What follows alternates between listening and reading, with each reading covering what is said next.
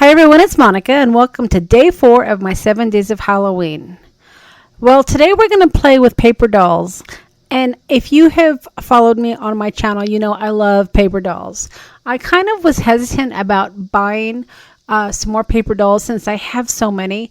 But this year's Halloween pack had more than paper dolls. It had some of those photos. It had some cabinet cards. It really gave you a bit of a variety more than just paper dolls. So I went ahead and I took the plunge and I bought another pack. And I have to say I was not disappointed because it is always fun to have little characters to begin with. But when you have theme characters, it really helps to bring the card together. Now, over the last couple of days, I've shared with you some cards that, well, you might be a little intimidated to create. So I really wanted to keep it simple today, and I wanted to show you some easy Halloween cards. Anybody can make Halloween cards, so you don't have to have lots of experience in card making. You don't have to have lots of supplies. And that's really what I want to focus on today, is showing you how you can make some fun Halloween cards with minimal supplies. So I was at Joann Fabrics today, and I saw this Halloween pack. And I know ordinarily I buy the Tim Holtz paper, but when I saw this, it kind of reminded me of his style.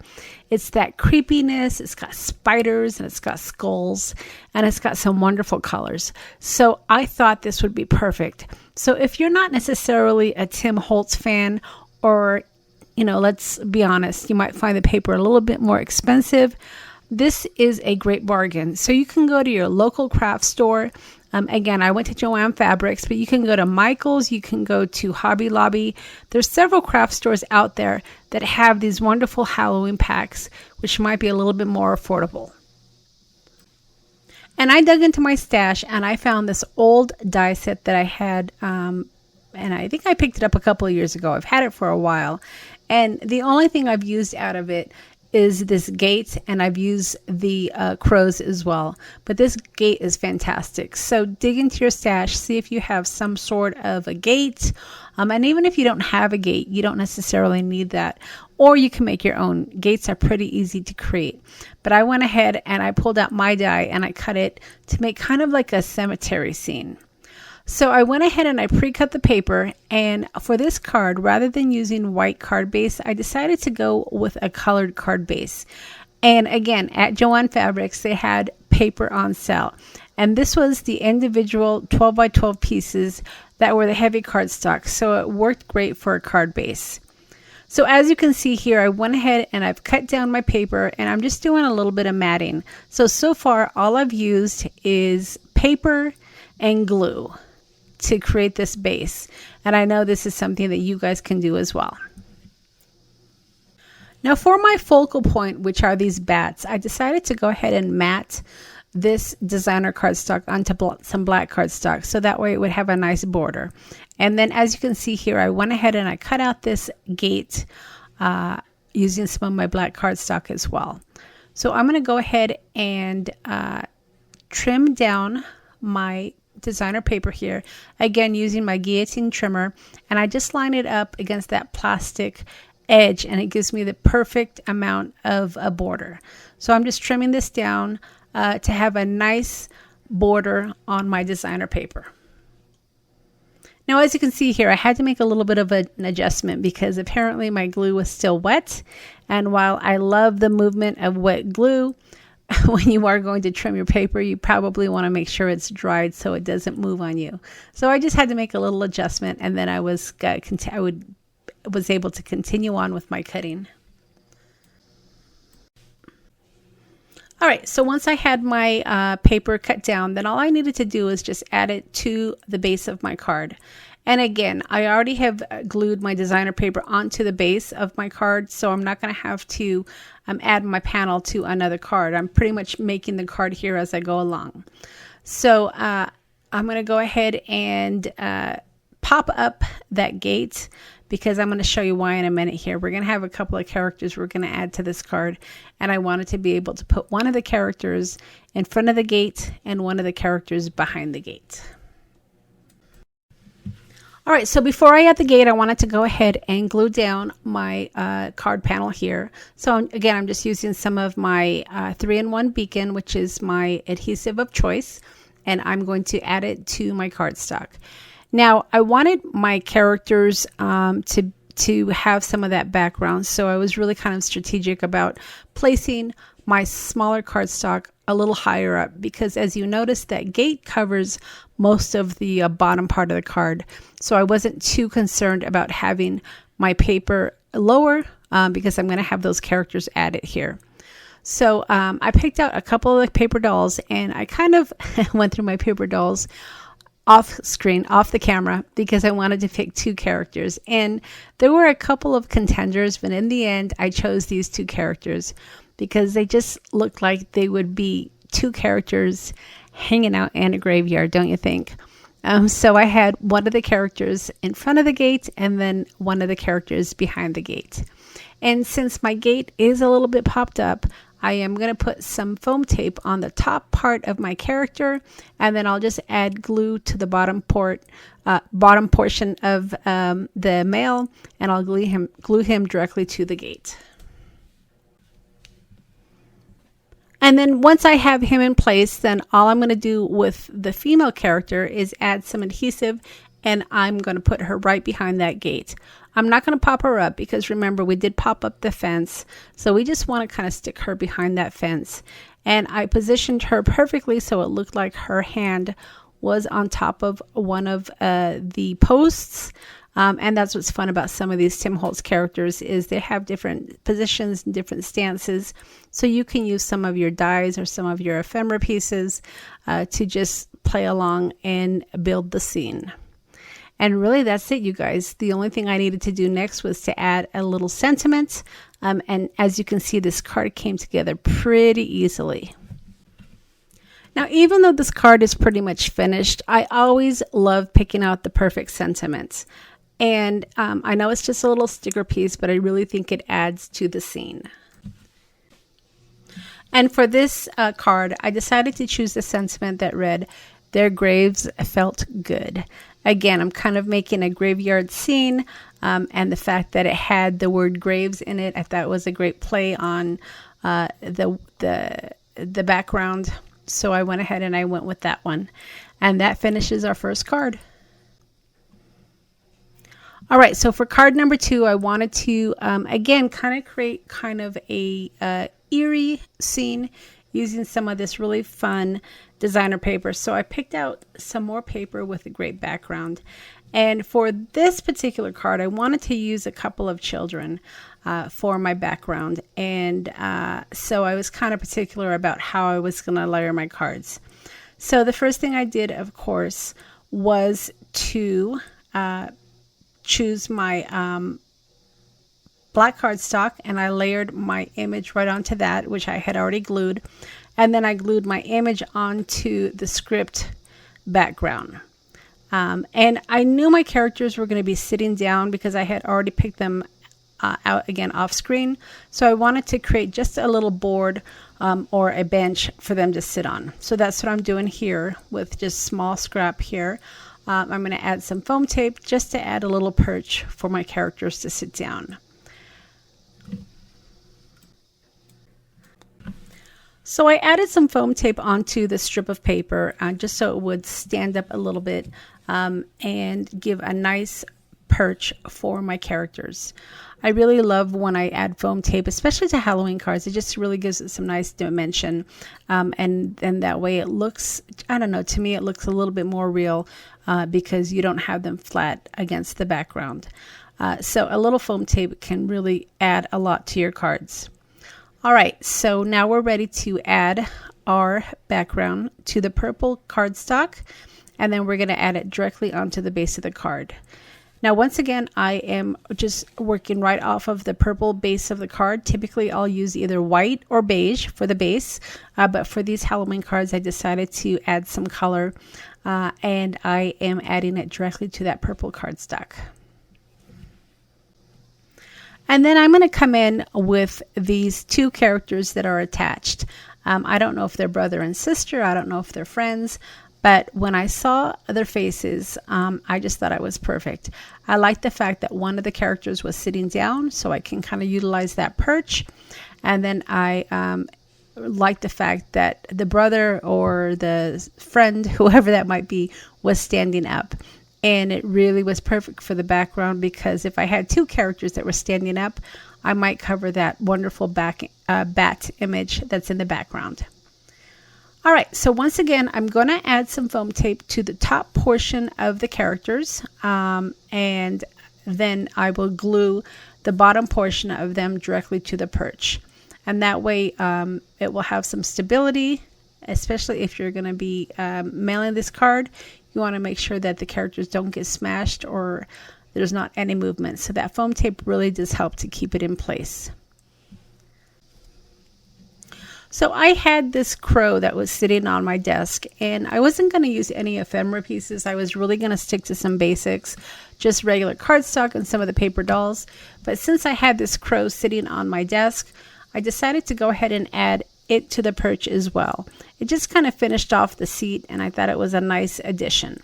So I added a little bit of foam tape, and then I'm going to add his feet to the bench and have him sitting right next to the two characters. Now at this point, once I had my crow attached to the bench, all I was going to do was find a little sentiment. So this is where the card kind of got interesting. Again, when I sit down to make a card, while I typically have a direction I'm going, sometimes there are little bonuses that I figure out along the way. And this next addition is definitely a bonus that I am so glad took me to where I wanted to go with this card. All right, so I went ahead and I grabbed my little sticker book that was sitting right next to me, because this is the sticker book that I was using for my prior card, and I just started flipping through it. And some of the later sticker books not only have little snippets of words and phrases, but they also have some fun images. You've got the little mask as well, and you've got keyholes and door locks. But what really caught my eye was the skeletons. So when I saw the skeletons, I started thinking to myself, wouldn't it be fun to fit a little skeleton face on that little boy?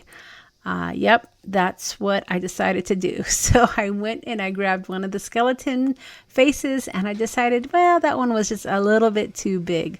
So I put that one back and I went for a smaller face. And I was so happy that I went in this direction, because you're going to see in a minute here, once I add this face to this little boy, it really finishes off the card. I mean, it was cute to begin with, don't get me wrong, but when you add a skeleton face to that little boy, sit next to that little girl, it really transitions into a great Halloween card. And I hope you guys agree. And then once I finished adding that skeleton face, then the sentiment really was easy to pick out, because the sentiment that I ended up choosing said, Dorothy liked anything spooky. So my little girl's name apparently is going to be Dorothy. And of course, that little skeleton boy is certainly spooky. So I was so happy with the way that this card turned out. In fact, out of the three that I'm making for you today, I think this one is my favorite. So now that I've shared with you my favorite, let me know in the comments which one is your favorite. I have one more card to make for you, so don't decide yet, because this third one may be the one that you choose. So let's go ahead and finish up our third card. Now this third card is going to be really simple, you guys, and I hope that you've found the other two cards pretty easy to make, because that definitely was my goal for today, was to show you how easy Halloween cards can be to create. You don't have to have fancy tools. You don't have to have fancy mixed media items. You just have to have some fun cardstock and maybe some really gory, creepy characters. At least for my Halloween cards, that's what I need. So for this third card, I picked out more of a spider theme, because of course spider webs and spiders go great for Halloween cards. So my background was trimmed down, and then for my more focal point, I chose the cardstock that had the bigger spiders. Now, there's a lot of directions I could have gone with this. You can go apothecary. You can just kind of go bugs. You can go undertakers, kind of like a mortuary scene. And that's kind of the direction I decided to go.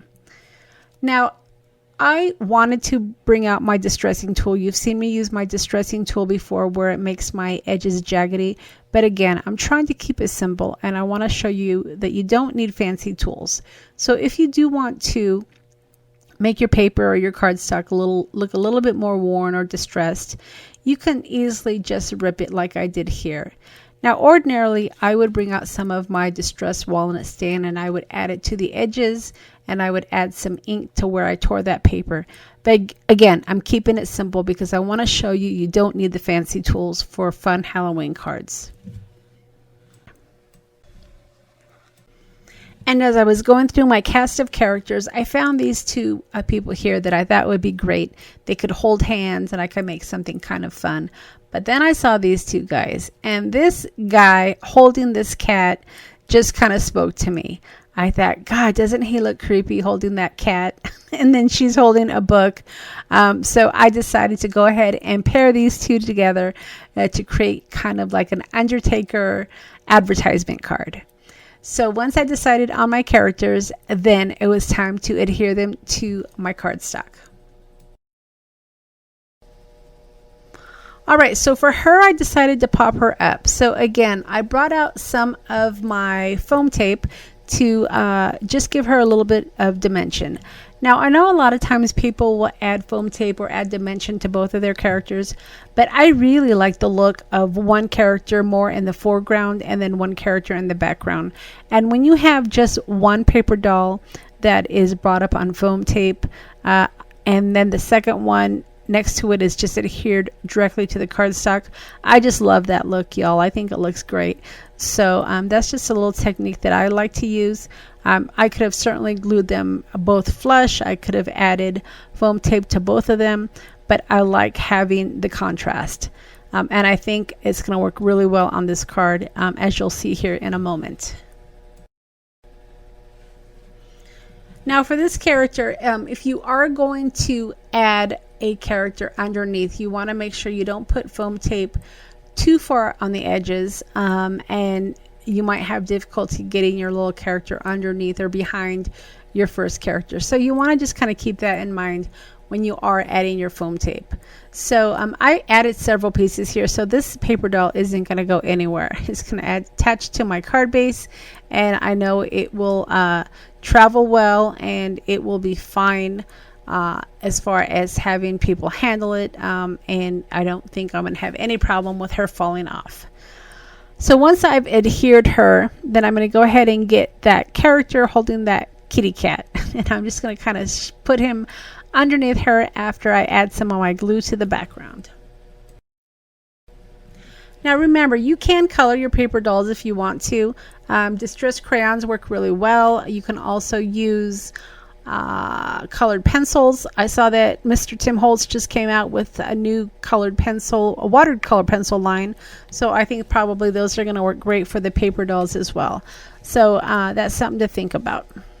But I really like the black, gray, and white look, especially on my Halloween cards. So I decided not to add any color at all. And then finally, going to that sticker book again, I decided to pull out the word Undertakers. Now, when I was adding this word, and this isn't the word I'm showing you here. Originally, I chose one, I changed my mind, and I decided to go with the word Undertakers. But when I went with the word Undertakers, originally I was just going to use that one, but then I decided I wanted it to be more like an advertisement. So I end up moving the sticker. So as you can see here, I'm gluing it down, and thank goodness the glue doesn't dry too quickly, because I end up picking it back up and moving it over to the left because I wanted to put another sticker that had the address. So ultimately, the front of my card says Undertakers with a comma, and then it says 154 High Street. So that could be like an advertisement for an undertaker or for a funeral home, which is, again, perfect for your Halloween cards. So there you go. We've made 3 very easy Halloween cards just using some fun cardstock, some foam tape, some stickers, and some paper dolls. So you don't have to have lots of experience. You don't have to be this experienced crafter to put some of these easy Halloween cards together. I know that many of you get intimidated, especially when you see some of those wonderful designs out there from creators or crafters that have been crafting for a long time. But don't let that stop you in creating your Halloween cards, because you can easily make some fun Halloween cards with very little effort. So I hope you've enjoyed day 4 of my 7 days of Halloween. And if you've enjoyed the video, don't forget to give me a thumbs up. And if you haven't subscribed to the channel yet, don't forget to hit the subscribe button. Now, I am going to be linking some of the products that I've used below in the description box, and they will have affiliate links. So if you do decide to go out and get some of the products that I have shared with you, be sure to click on my links, because that definitely does help my channel. And if you want to enter into my drawing at the end of the video, I am going to have a link below that you can enter for my drawing. And that's going to finish it for today. So we'll see you tomorrow for day 5 of my 7 days of Halloween.